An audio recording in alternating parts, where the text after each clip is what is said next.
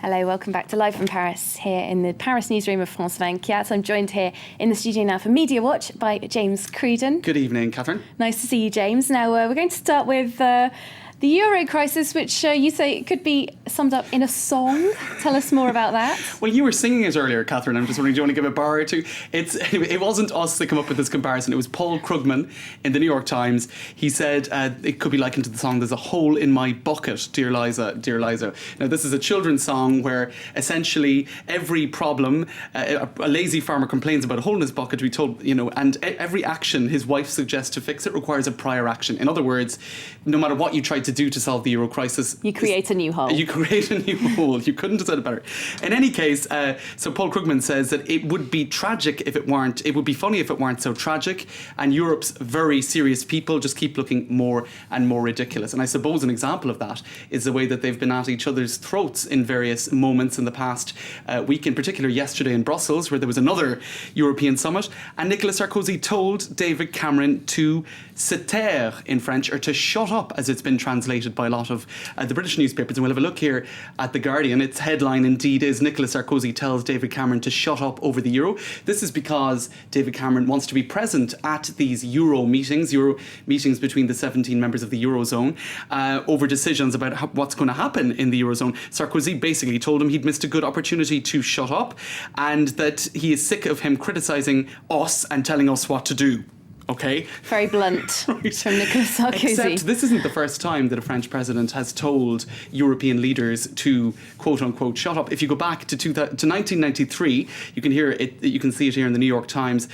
Jacques Chirac told Eastern European leaders that they'd also missed a good opportunity to shut up over backing the US position on the Iraqi war. Now, the thing is, there is a translation difficulty here because se taire is probably closer to be quiet than to shut up. So it sounds, I think, a little bit harsher when you see it and also, in an an English-speaking paper's headline. The English language tends to be a bit more polite in general. Exactly. We're a bit more sensitive about that kind of thing. Right. So I think while it wasn't a very polite exchange between them, it probably wasn't quite as rude as it sounds in English. Okay, so, we've got Sarkozy and David Cameron who are on shaky ground, but it's not rosy between Sarkozy and Merkel either. That's right. Now, you can see here in Le Monde today, there's a headline showing with a picture, accompanying picture showing Merkel giving Nicolas Sarkozy a gift of a cuddly toy for little Julia, their newborn child. But they're saying really this photo is very deceptive because there are very serious divisions between Sarkozy and Merkel.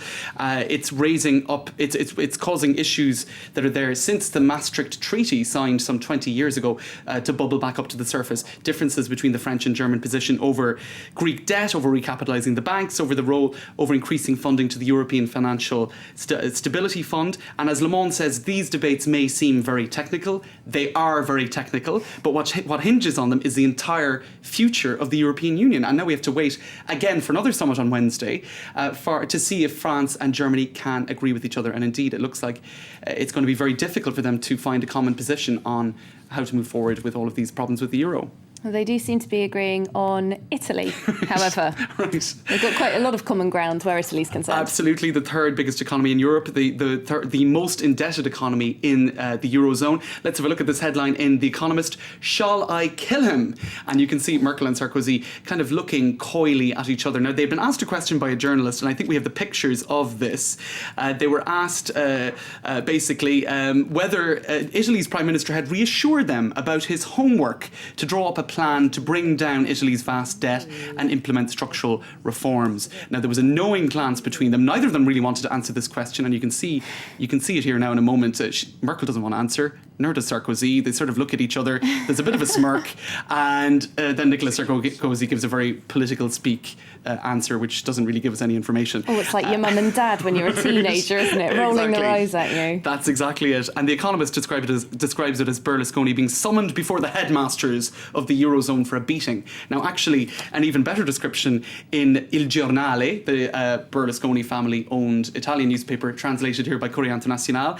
They said that it was worse. Sarkozy's gesture about Berlusconi was worse than Zidane's infamous headbutt into Materazzi in the World Cup final in 2006. So I suppose, perhaps diplomatic speak is a little bit gentler than, headbutts in World Cup finals, but still they say it was a pretty strong gesture of disapproval. So Who's going to bring all of these feuding EU leaders together then, James? Well, I mean, this might be jumping the gun a little, but the Pope has been getting involved increasingly in these debates about the global economy. You can see here in the right-leaning French website Atlantico, the Pope can he save the world from the economic crisis? Now, he has been increasingly suggesting that a public authority with universal competence could be created to solve the global crisis, i.e. some form of global governance. So he's been suggesting this again and again. You can see it on the Vatican Radio's website, where a document has been released called Reforming the International Financial and Monetary System in the Context of Global Public Authority. Now, it's a very wordy way of saying that some sort of institutions could be brought in, perhaps via the UN, to perhaps introduce something like a global World Bank or something like that. In any case, he's suggesting global governance is the way forward to solve the problems of the global economy. So maybe the Pope could be the referee between all these feuding EU leaders. Pope brings hope.